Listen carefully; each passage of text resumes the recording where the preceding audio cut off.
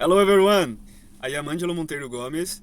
I was Mindroom's student ambassador for the past years, but I'm very proud and very happy to share with you that I have concluded my Diploma in Information Technology with a specialization in business analysis. And the next step in my academic journey is now to apply for the 485 temporary graduate visa, which is going to allow me to stay in the country for another 1.5 years without any work limitations. I want to share with you how the process has been and some tips to apply by yourself to have a smooth process. So the first thing, once you receive your diploma, once you have met all the criteria to graduate, you need to apply for your skill assessment with ACS, which is the Australian Computer Society. They regulate the IT professions here in Australia. So once you log in ACS, and most of the IT students should already have a membership because it has been granted for free for us, you should first of all read about this visa, about the skill assessment. You can search about it. You see that it's not, once you're ready, you go to Migration Skills Assessment tab. The option that we are applying for is this one, with the fee being $625, temporary graduate. But once you are here, about to apply, the first thing is to verify your identity. First of all, they are going to ask some important questions about how you are going to show your documents and where. If you choose the wrong options, it's okay because you won't be able to move forward, but you can change the selections and go on. You need to state that you have a physical copy of your passport. In this case, a photo or a scan of it is not enough. Here, you are going to say if you're applying for yourself or if there is someone else, an agent, applying for you. I chose this option here, and that's the correct option for this case, that you have a mobile phone to capture your biometrics. The next questions, well-lit location to ensure quality capture of your passport, and the identity page of the passport has no stickers, labels, or other obstructions. And then you confirm all of those statements which are like for safety and to ensure that we are going to provide a quality image of it. Then you generate a QR code, get your mobile phone, scan it, and then you scan your passport and your image. That's it. It's very simple. Then you refresh to view the result, can take up to 5 minutes. And after it's done, the next step would be to choose the option, what type of skill assessment you are choosing. And your personal details, okay? So the option, the skill assessment type is here with the payment.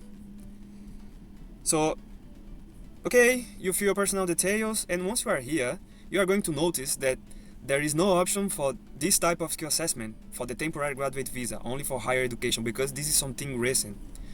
So they might be still working on the back end of the website.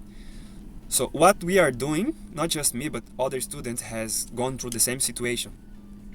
We are contacting them here. You are going to explain that. You are going to explain about your qualification, what type of visa you are applying for. And they are going to reply with an email address where you are going to contact, and this one here, you are going to contact, explain everything, attach your diploma, and they are going to reply with the steps that you need to take to apply, okay?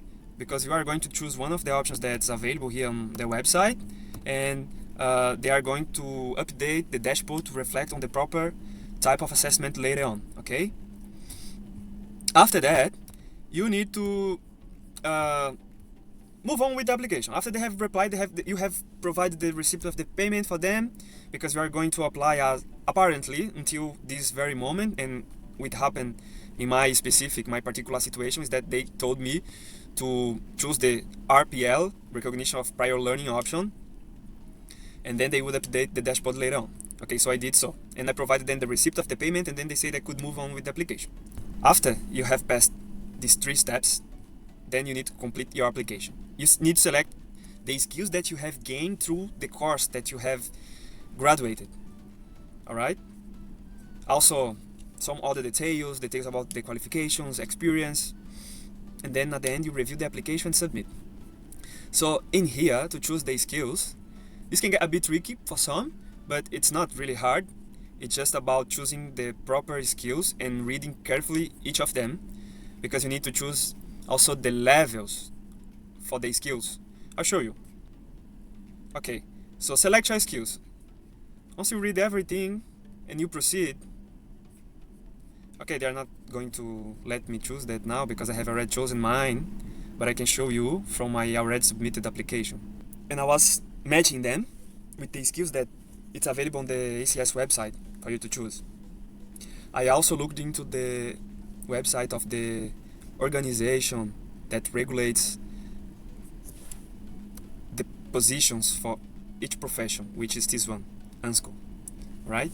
So I choose the skills that matched my diploma, the units that I have studied, and what really matters here, it's the codes that are going to appear as options for you to match, for you to submit, because with this type of assessment that we are doing, we can only choose up to 3 codes.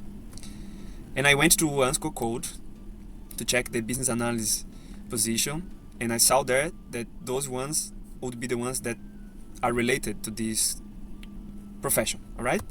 Okay, so this is looking good now. I'm confident with that. And then you can proceed. Provide the details for your qualification, attach the files, and then you can apply.